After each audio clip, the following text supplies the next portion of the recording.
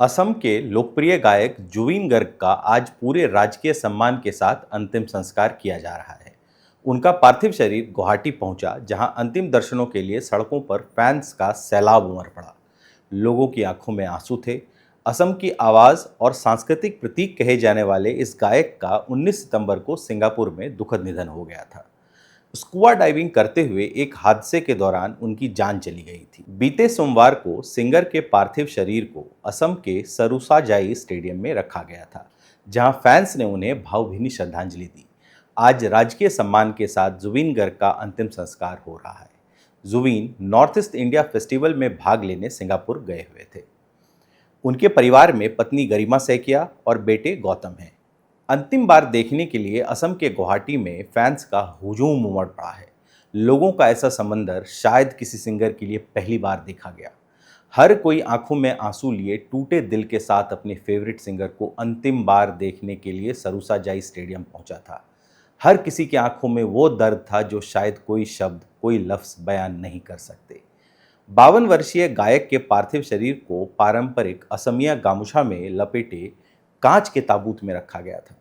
प्रशंसक घंटों तक कतार में खड़े रहे ताकि उस सितारे की अंतिम झलक पा सकें जिसने राज्य में संगीत की एक पीढ़ी को परिभाषित किया।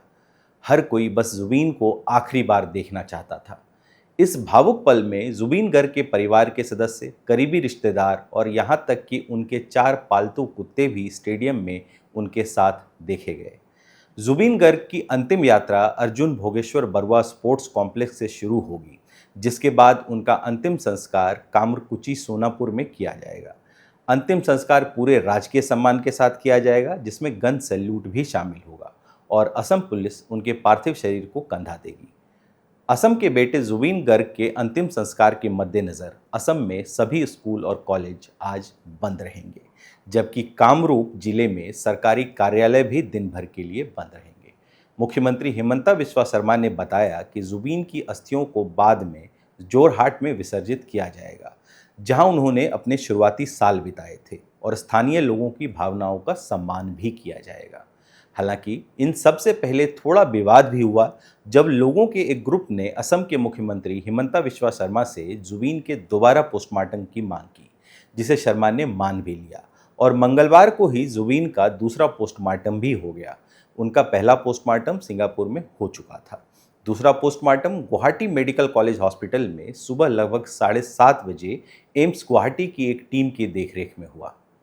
मुख्यमंत्री ने साफ कहा कि मेरी व्यक्तिगत इच्छा मायने नहीं रखती, यह लोकतंत्र है। उन्होंने आगे कहा कि सिंगापुर के डॉक्टरों द्वारा पोस्टमार्टम करने के बाद मुझे नहीं लगता कि एक और पोस्टमार्टम की ज़रूरत थी, क्योंकि उनके पास ज़्यादा तकनीकी विशेषज्ञता है। लेकिन किसी भी वर्ग को जुबिन को लेकर किसी भी तरह की राजनीति करने की कोई गुंजाइश नहीं होनी चाहिए। जुबिन ने अपने करियर में कई भाषाओं में गाने गाए और उनकी pan India popularity gangster film के गाने या अली और क्रिश थी के तू ही बता जैसे गानों से आई। जुबिन आसाम ही नहीं, पूरे देश के कल्चरल आइकॉन थे।